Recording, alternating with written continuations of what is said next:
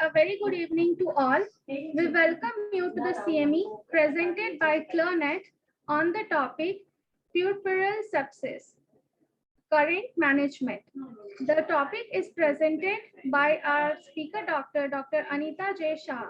Ma'am is an MD, DGO, CIMP, Secretary General of IMS.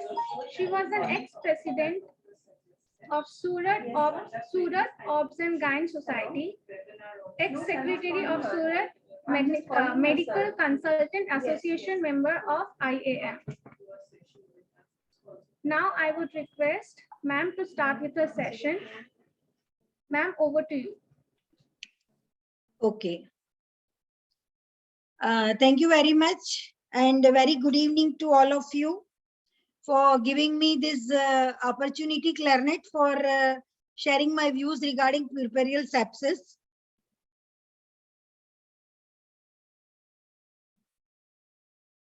So friends, we all know that delivery is a conduction of labor, and it is a natural phenomenon, we can say physiological phenomenon. But so many times, years together, people used to deliver at home without any support of any doctor. And we are aware that so many maternal and neonatal deaths were taking place. But as the science has progressed, people have also understood regarding the prevention of sepsis, and instead of home delivery at hospital conducted under the proper efficient doctors and nurses, so chances of puerperal sepsis can be decreased. So let us discuss regarding puerperal sepsis. What is exactly puerperal sepsis and how we can prevent it, and we can give healthy baby to healthy mother and prevent the maternal and neonatal mortality by preventing puerperal sepsis. So I would just discuss it in nutshell.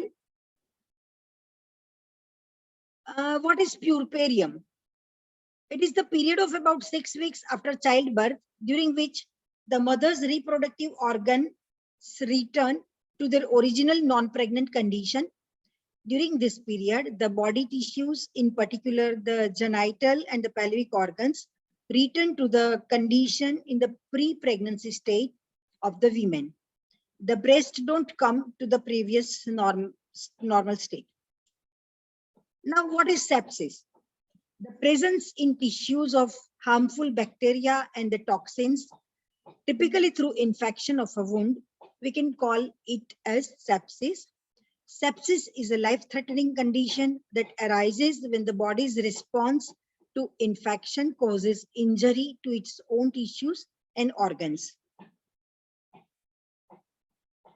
Now, if we look at the definition of puerperal sepsis, I can say that according to the WHO, puerperal sepsis is defined as the infection of the genital tract occurring at labor or within 42 days of the postpartum period. An infection of the genital tract which occurs as a complication of delivery or miscarriage is termed as puerperal sepsis. The primary sites of infections are perineum, vagina, cervix, and uterus. You can see that the most common infection of the uterine endometrium, we can call it as endometritis, is very, very common. Now, what is the difference between puerperal sepsis and other reproductive tract infection? And infections of the genital tract which occurs as a complication of delivery or miscarriage within 6 weeks is termed as puerperal sepsis, while the infection of external and internal reproductive organs without delivery or miscarriage is termed as other reproductive tract infection. What are the predisposing factors of puerperal sepsis? If we take antepartum period, malnutrition especially anemia, which is very common in our country, preterm labor, early rupture of membrane, that is premature rupture of membrane or premature rupture of membrane, precipitate delivery, immunocompromised patients, as for example, having AIDS, diabetes, obesity, organism of normal vaginal flora. These are the predisposing factors in antepartum period.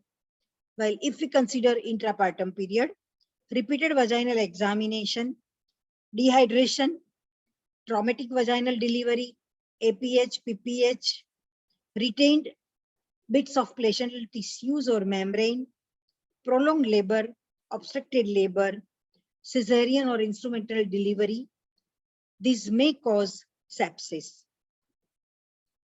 So usually when patient comes in labor, if not needed, unnecessarily repeated pre examination should be avoided so that the patient may not get any infection.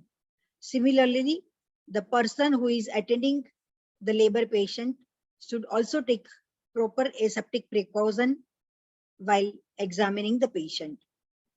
Now, which are the organisms of normal vaginal flora? We should understand these first so that we can come to know that how the infection of the vaginal tract or internal or external genitalia can take place.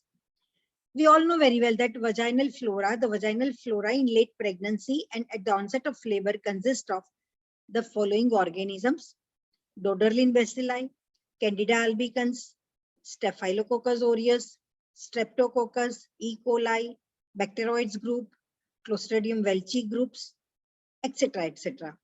These organisms remain dormant and are harmless during normal delivery conducted in aseptic condition. Due to the factors mentioned above, the organisms gain foothold either in the traumatized tissue of the uterovaginal canal or in the raw residua left behind or in the blood clots, especially at the placental site. These bacteria have beneficial effect by inhibiting growth adjacent to spread of the mother microorganisms. That is for Doderlin bacilli. Similarly, Candida albicans is an opportunistic pathogenic yeast that is common member of the human gut, and it is usually a commensal organism but can become pathogenic in immunocompromised individuals under the variety of conditions. If we look at the E. coli, it is commonly found in the lower intestine. We all know very well. It benefits their host by producing vitamin K and preventing colonization of the intestine with pathogenic bacteria having symbiotic relationship. If we look at the Staphylococcus aureus, it is also a commensal member of the normal flora of the body, frequently found in the nose, respiratory tract, gut mucosa, and on the skin. If you look at the bacteroids, they are normally mutualistic organisms in gut and help in processing of complex molecules, as for example, sugar to simpler ones in the host intestine. And they convert these sugars to fermentation products, which are beneficial to the human beings. They also have the ability to remove side chains from bile acids and thus returning bile acids to the hepatic circulations once more. Clostridium welchi, it is found in the intestinal tract of humans. It is harmless in minor number, but if there is infections, then it may most commonly cause of food poisoning. So if we look at the causal organisms, they are of three varieties: aerobic bacteria, anaerobic bacteria, and others. In case of Aerobic bacteria, group A beta hemolytic streptococcus, group B beta hemolytic streptococci. If we look at the anaerobic bacteria, they are streptococcus, peptococcus, bacteroids, fusobacteria, mobilinizine, and clostridia. And others are Staphylococcus pyrogens, Staphylococcus aureus, E. coli, Klebsiella, Pneumococcus, Proteus, and Chlamydia. These are the pictures of various bacteria. Of course, it is not needed that we should know all the varieties. It is the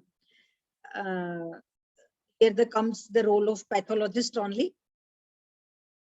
So, in short, what are the sources of infection? Sources of infection in case of puerperal sepsis may be endogenous, autogenous, or exogenous.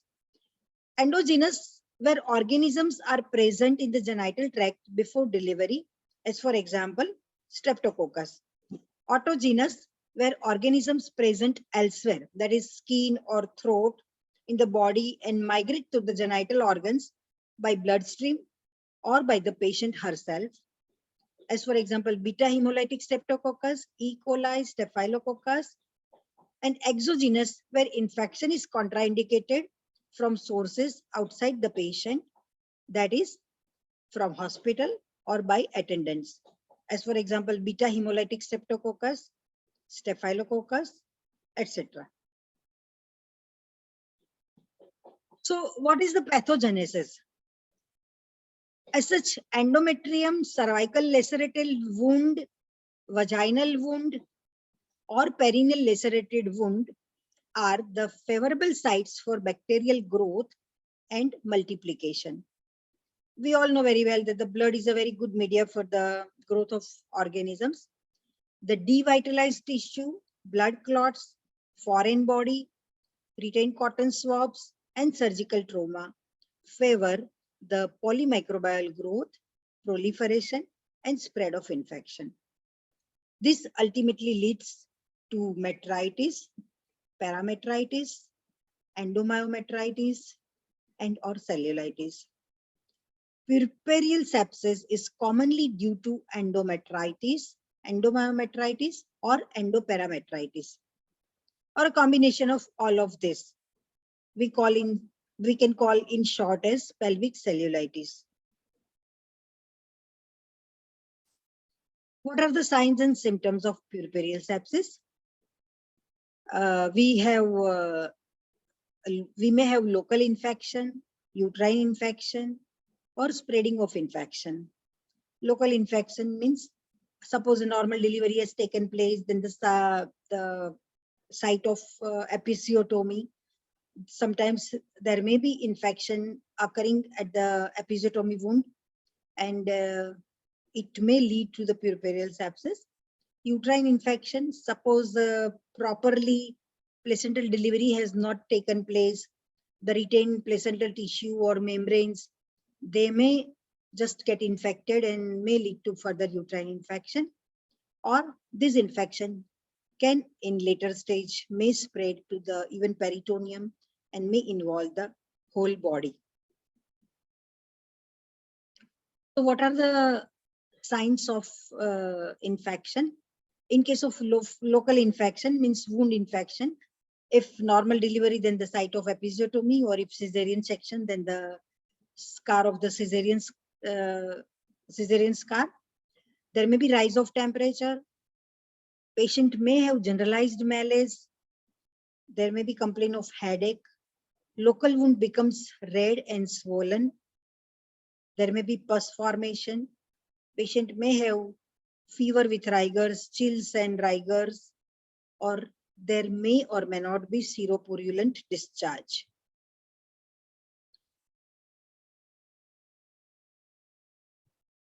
We all know very well when there is a temperature, rise of temperature, or there is a generalized weakness or headache, patient will not be comfortable. So in short, we can just say that there may be pain, redness, immobility, swelling, and hot. See, when there is a pus formation, that may just have a soft bulging, and patient in case of uterine infection, that may be of mild variety or severe variety. In case of mild uterine infection, there may be rise in temperature, maybe more than 100 degree Fahrenheit. There may be tachycardia, local discharge, usually which is not offensive. It can become offensive and copious in amount. The uterus may be subinvoluted, and there may be tenderness, which can be due to the lochiostasis or lochiometra.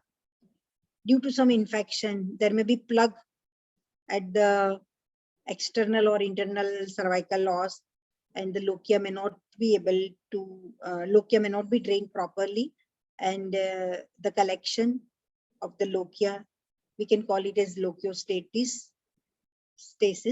And if it is if it is collected in the uterine cavity in very high amount, that may lead to lochiometra.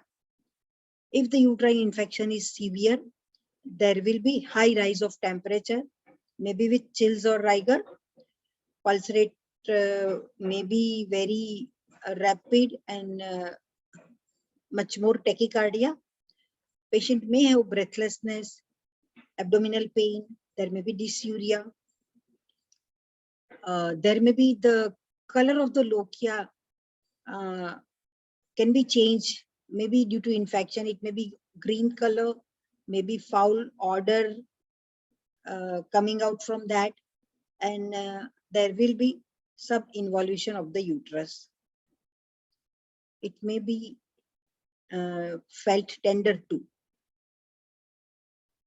So we all know very well that the normal lochia for 3-4 days postpartum, which we label as lochia rubra. It is of just like very dark red color. As few days passes after delivery, the lochia becomes only like serous discharge, maybe reddish tinge may be there. That may remain for 3 weeks. We just call it as lochia serosa.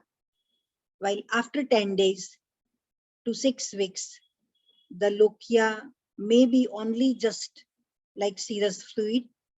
We label it as lochia alba. So patient may complain of this type of lochial discharge. Patient herself can notice, and she on herself can complain if it is offensive and just dusty. Then the person who is attending the patient should take care to note these also. Usually we know that after delivery, immediately after delivery, the uterus just involutes, becomes just hard like cricket ball. And as the postpartum period progresses, there is gradual sub-involution of the uterus, and which may around take 1.5 months. But in case of puerperial sepsis, the uterus may not be able to involute properly, and you can palpate even size of the uterus, which is very much more than the normal, even parabdominally also. So if we ask the patient to consider the amount of lochia, that may be scanty, that may be little, maybe moderate, or maybe heavy in case of postpartum period. You can see that if the collection of the lochia is there, the uterus may be bulging like this. Now, what can be the complications in case of puerperial sepsis? There will be pelvic tenderness, pelvic peritonitis, may lead to. Usually the infection initially remains limited to the pelvic peritoneum only. But if it is not treated properly, it can go to the general peritoneal cavity and patient may get general peritonitis. Then if we do PSPV examination, you can feel tenderness in the fornix. There may be endometritis, endomyometritis, or even endoparametritis. And if it is in a very huge collection of the pus is formed, then there may be bulging fluctuant mass in the pouch of Douglas. There may be pelvic abscess. One very dangerous complication will be phlebitis and thrombophlebitis, bacteremia, endotoxic shock, and even it can lead to septic shock and septicemia. So usually we consider that delivery is a very easy, normal physiological phenomenon. And till today, so many patients are getting delivered without proper assistant at home only. But sometimes this can lead to the puerperial sepsis, and even patient may go into septicemia. Septicemia, it may be, and further it can lead to the streptococcal pharyngitis, rheumatic fever, rheumatic even heart disease, scarlet fever, erysipelas, cellulitis, necrotizing fasciitis, or streptococcal toxic shock syndrome. Of course, these are very rare complications, but one should keep in mind. This is the picture of the normal pelvic peritoneum of the female. If the puerperial sepsis is detected in a very early stage, it will be limited only to the pelvic peritoneum, and it will be prevented for getting further to the general peritoneal cavity, leading to general peritonitis. You can see that the infection can spread through the fornix of the vagina, and even we can feel the bulging in the fornices. In case of endometritis, this type of uterine endometrium may become inflamed and red, and further it may be extended to the fallopian tube and ovaries too.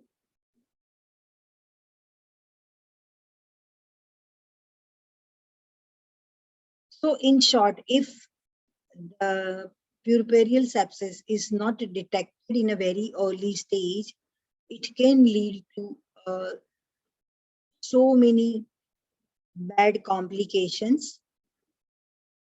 And that's why it is a must for each and every person who is attending delivery that it should be conducted in a proper place with proper aseptic precaution.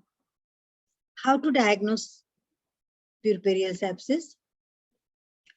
General principles in investigations are to locate the site of infection. First, we have to find out from where the infection has grown, to identify the organism, and to assess the severity of the disease. We all know very well that in case of any disease or any illness, first and foremost is the history. Proper history should be taken regarding the patient's antenatal, whether patient had taken antenatal care properly or not, what was the hemoglobin level of the patient during her antenatal period, and whether she had taken proper iron preparation for her and her baby, whether during antenatal period she had suffered from any other infections or any other illnesses like that. After history comes the clinical examination. Proper clinical examination is a must to find out the puerperial sepsis also, and lab investigations are always supportive. So what I told, that history includes antenatal, intranatal, and postnatal history of any high risk factor for infection like anemia, prolonged rupture of membranes, or prolonged labor are to be taken. So many times it happens that with the fear of cesarean delivery, patients usually don't go to the hospital in a very early stage of labor. Means when the patient gets even rupture of membrane, leaking starts at home, then also patient, instead of going immediately to the hospital, she will stay. And furthermore, her relatives will say that, okay, just we will go after the more pain starts. Because many of the time patients are worried that if we will go to the hospital earlier, doctor will do cesarean only. But friends, we have to take our patients in confidence that it is not like that. Nowadays, we don't want 10 to 12 children, which our previous granny or dadi used to have. We only want 1 or 2 children. So we want healthy mother and healthy baby always. So we have to, when patient comes for antenatal checkup, we should always explain the patient that when you have any pain in abdomen or even simple leaking, so many times patient feels that I have to go to the urination frequently, but in fact, it is not frequency of urination, but it is the rupture of membrane and leaking patient has got. So all these instructions should be given to the patient in a proper way so that patient cannot make any mistake. Clinical examination includes thorough general, physical, and systemic examination. Of course, we don't have to examine only the local part, that is perineum or lower abdomen. You have to examine patient always as a whole patient. Abdominal and pelvic examinations are done to note the involution of the genital organs and locate the specific site of infection. Legs should be always examined for thrombophlebitis or thrombosis. The investigations which can help for reaching to the diagnosis, these are along with routine blood total and differential count, hemoglobin estimation, low platelet count sometimes may indicate septicemia or DIC, and thick blood film should be examined for malarial parasites too in countries like our India. High vaginal and endocervical swabs for culture in aerobic and anaerobic media and sensitivity test to antibiotics is very, very helpful. Clean catch midstream specimen of urine for analysis and culture sensitivity should always be taken. Blood culture, if fever is associated with chills and rigor, should be also done. The specific investigations, if we consider, pelvic ultrasound is a must to detect any retained bits of conception within the uterus, to locate any abscess within the pelvis, or to collect samples of pus or fluid from the pelvis for culture and sensitivity, and for colored flow Doppler study to detect the venous thrombosis. Today, in the era of science and technology, ultrasonography is a great boon to us as gynecologists, because we can find out if there is any retained tissue in the uterine cavity, or if there is collection of pus, it can be easily find out, and we can treat it accordingly. CT and MRI is needed, especially when diagnosis is in doubt or there is pelvic vein thrombosis. X-ray chest to detect any lung pathology like collapse and atelectasis following inhalation anesthesia also should be done. Blood urea and electrolytes to detect if renal failure develops later in the course of disease. And if everything is not giving us proper clue for the disease or illness, then finally laparotomy may be needed to further examine the abdominal organs.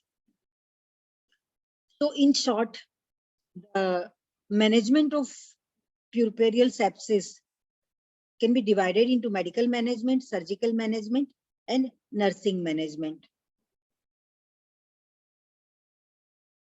We all know that according to the culture and sensitivity, the best antibiotics should be offered to the patient, which will be the medical management. Now, we all know that we are having a lots of third generation and fourth generation antibiotics available, which can control the infection in a very, I can say, better way. But suppose there is a collection of pus at the site of at the side of perineal wound or at the cesarean section scar, then sometimes we may have to do surgical management by draining the pus.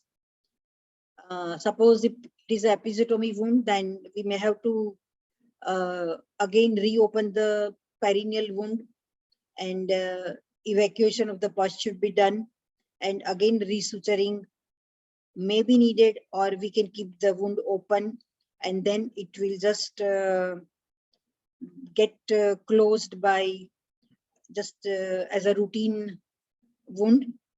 Sometimes if the collection of the pus is there in the pelvic peritoneum, then colpotomy may be needed. If we feel that there is a generalized peritonitis, then laparotomy may be needed. We can drain the pus by doing laparotomy, and then the proper perineal wash should be given, and under cover of better antibiotics, the patient usually get to the normal. Very rarely, hysterectomy even may be needed in case of puerperal sepsis. This is how we can do it.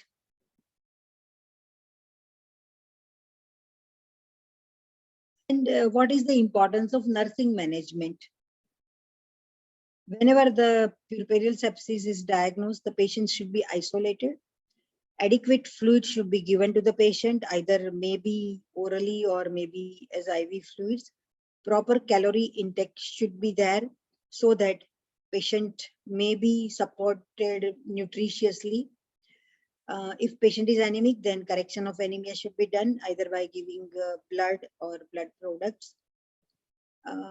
Sometimes in case of septicemia, the kidney may be affected, and so that to maintain the kidney function, we come to know that kidney function is proper. We usually put the indwelling catheter to see the urine output of the patient and proper managing the patient. A chart is maintained by recording the pulse, respiration, temperature, local discharge, and fluid intake and output of the patient. Ensure that the wound is cleaned with sitz bath several times a day and is dressed with an antiseptic ointment. Usually after normal delivery, if patient is having episiotomy, usually we advise the patient to take sitz bath at least twice or thrice a day.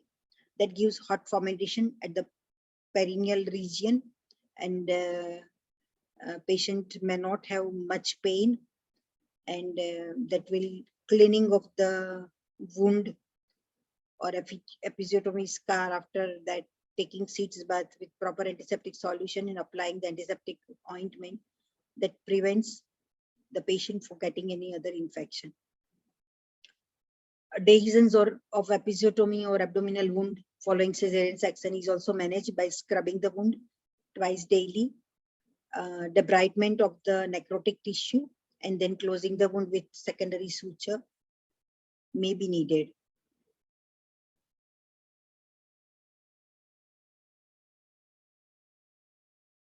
We always believe that prevention is better than cure. So how we can prevent puerperal sepsis? What prophylaxis should be taken care? Antenatal prophylaxis includes improvement of the nutritional status of the patient. Just if patient is anemic, that we should raise the hemoglobin level in antenatal period only by giving proper iron preparation, advising the patient for the iron-rich food, or sometimes iron sucrose injections even may be needed to uplift the hemoglobin level of the patient. And suppose patient is very, very severely anemic, then we may need even blood transfusion.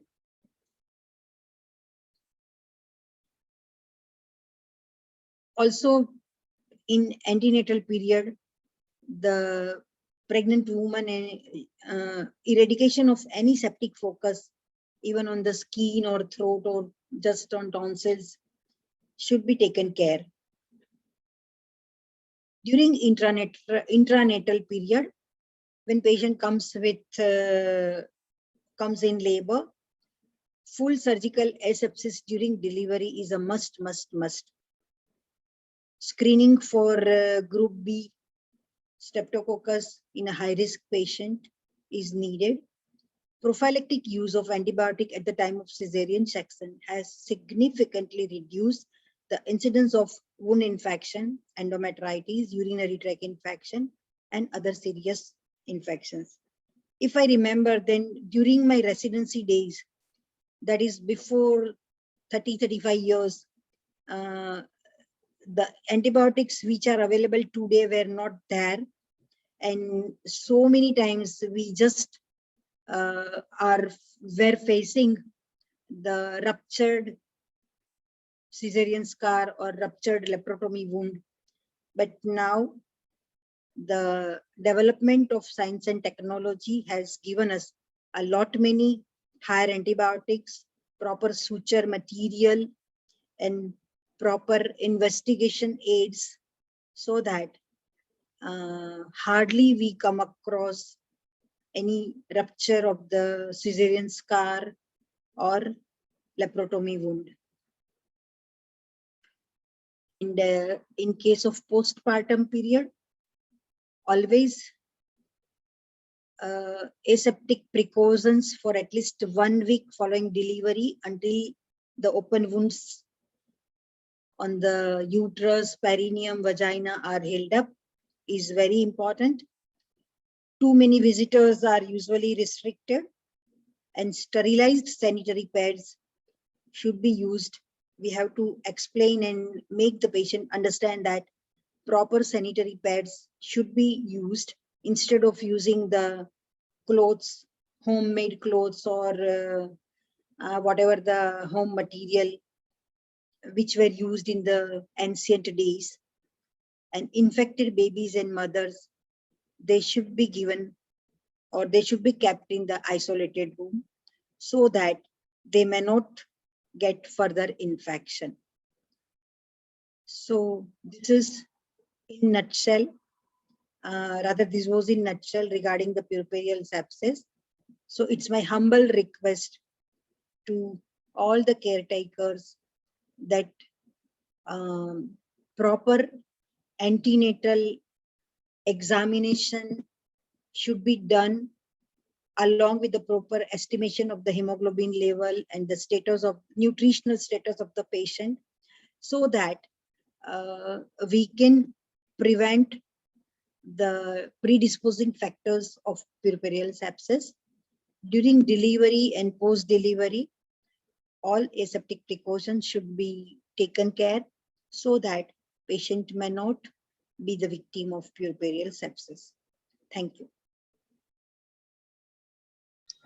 Thank you very much, ma'am. That was an excellent your presentation, and the session was really helpful for the participating doctors.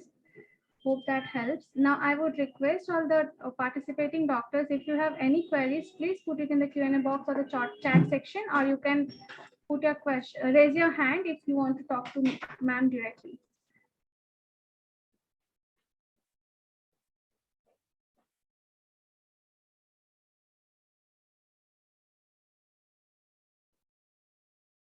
Sorry, Shalini, for the initial just a little bit late. No issue, ma'am. No issue, ma'am. That happens, ma'am. No issue.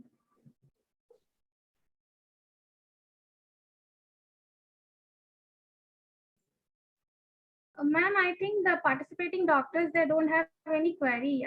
Your slide Okay. and your presentation was Okay. self-explanatory, ma'am. Okay. Okay, so can we conclude the session here, ma'am? Yes, yes, sure.